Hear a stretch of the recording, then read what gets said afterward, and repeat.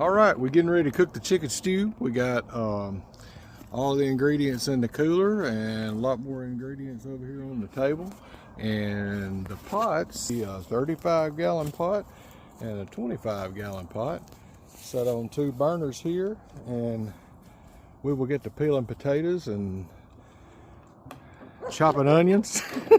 And we'll show you guys what it's all about in the next few clips.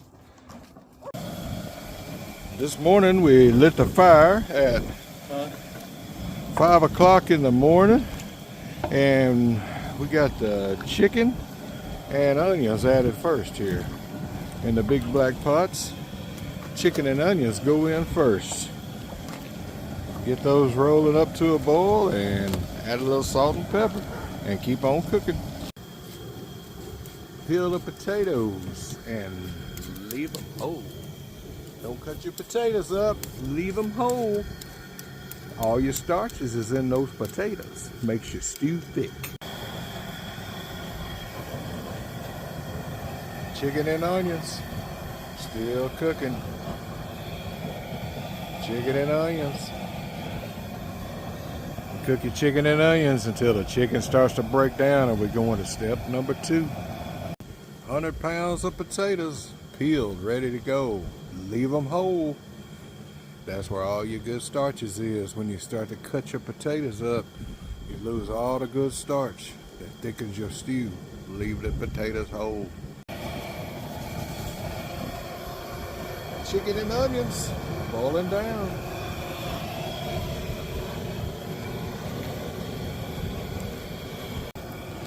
All right, when the chicken starts to break down, you start busting it up.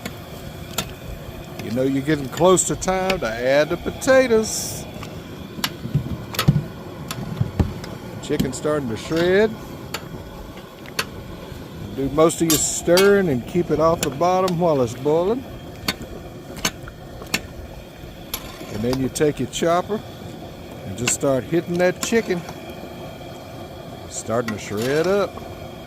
When it starts to break down, that's your timer. It lets you know when to add the whole potatoes in. All right, once our chicken has started shredded down there a little bit, we start adding the potatoes in whole. Whole potatoes.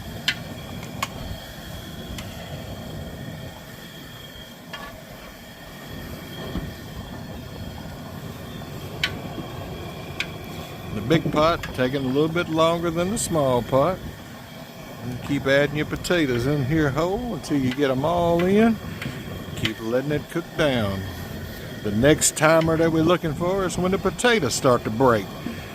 We add the potatoes when the chicken breaks. And then you add the rest of your ingredients. Your tomato, crushed tomatoes, and your tomato sauce when your potatoes start to break. We'll be back. And then potatoes starting to break down a little bit. Keep on stirring. Keep on stirring. Woo! You got the potatoes starting to break up a little bit. When they really start to break down, we're going to leave a few chunks in there as it keeps getting thicker. And then we'll start adding our tomato sauce and our crushed tomatoes. Big pot coming right along. Mr. Chabot. Hey! All right, we got the potatoes all broke down. About where we want them. Now we're going to be adding in our crushed tomatoes. Get a little liquid back in this thing. It's done thickened up to the point of, look how thick this is right here. Once those potatoes start to break down. All that starch in those potatoes make that broth really, really thick. We start mixing in our tomatoes. Crushed tomatoes first. All right, we got our crushed tomatoes already in.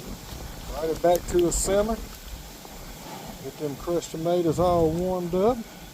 Then we're coming in with our tomato sauce. Red it on up. Get tomato sauce in there now. Keep on on stir.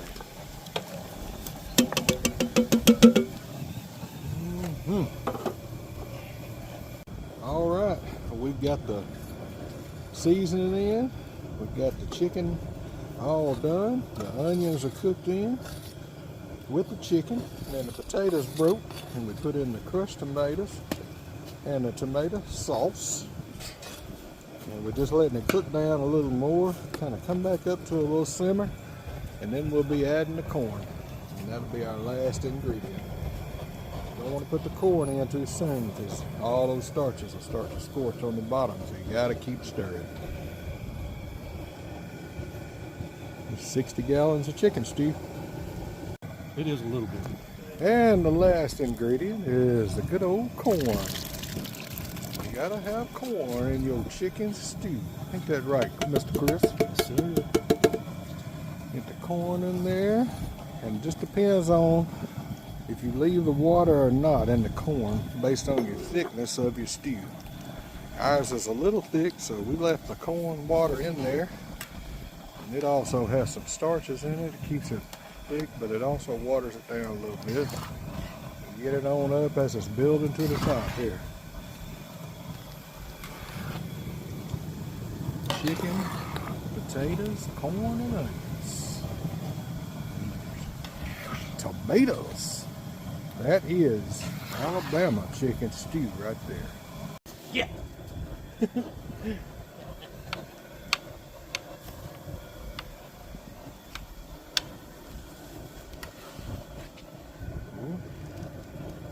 That, my friends, is chicken stew, not chicken soup. The big test, put your paddle in, and if your paddle can stand up, you know you got it thick enough. And that's it, folks. The chicken stew is done and ready to serve. Now, your chicken stew should look like this in a jug and not half full of water with your ingredients at the bottom. That would be chicken soup. This, my friends, is chicken stew.